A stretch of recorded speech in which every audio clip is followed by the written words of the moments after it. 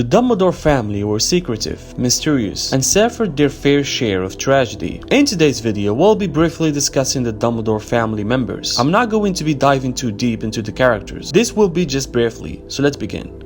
Percival Dumbledore. Percival was the husband of Kendra Dumbledore and father to Albus, Aberforth, and Ariana. Not much is known about him before the attack on his young daughter, which changed the course of his life forever. He took revenge on the three Muggle boys who had permanently traumatized Ariana and was sent to Azkaban as a result. He never revealed to anyone why he had attacked the boys, as he was afraid that if the truth came out, Ariana would be sent away forever, which led some people to speculate that he was just another wizard who hated Muggles. Percival ended up spending the rest of his life behind bars and died while he was in Azkaban.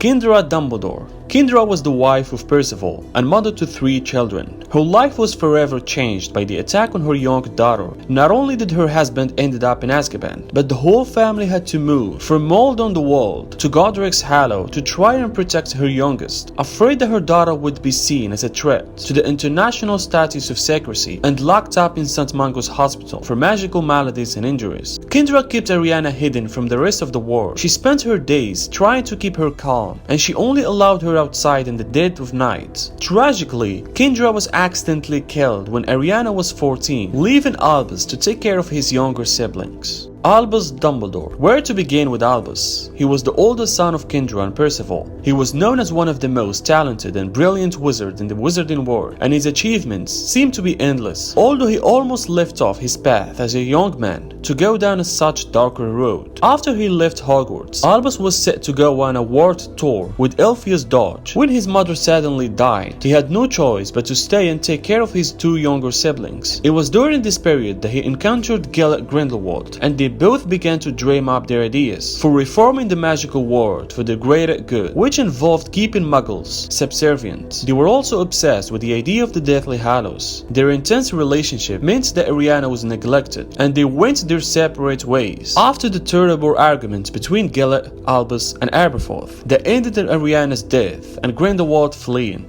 Though Dumbledore eventually defeated Grindelwald in a duel, the circumstances surrounding the death of his younger sister stayed with him and influenced his future choices and decisions. He even turned down the position of Minister of Magic, as he felt he should not be trusted with that kind of power. Instead, Dumbledore became a teacher and eventually held the position of Headmaster of Hogwarts. He was regarded as one of the greatest head teachers that Hogwarts had ever had. There he taught everyone, from Tom Riddle to Harry Potter. After his death, Rita Skeeter may have tried to discredit his memory with his awful book, The Life and Lies of Albus Dumbledore, but to too many, he was still seen as one of the greatest magical figures to have ever lived. Aberforth Dumbledore. He was owner of the Hog's Head Inn in Hogsmeade and kept a much lower profile than his older brother, with whom things were rather strained. There was no doubt that Aberforth loved his sister deeply. Whenever he spoke about her, he was always with great fondness, and he seemed proud that he was the one that could always calm her down. At Ariana's funeral, he even broke Albus' nose. At some point, Aberforth fell in love with a woman from the Hollow, but after some time she left, and none was known about this relationship. There was more to Aberforth than just the relationship he had with his family. He was widely known for love for goats, good personality, and he played a key role in helping Harry defeat Voldemort. He was the one that sent Dobby to Malfoy Manor to help rescue Harry, Ron, and Hermione. He sheltered them when they arrived in Hogsmeade just before the Battle of Hogwarts. He fought in the battle himself, and he was critical in keeping Dumbledore's army going in Harry's absence. Though he wasn't as famous as his brother, he was a hero in his own right.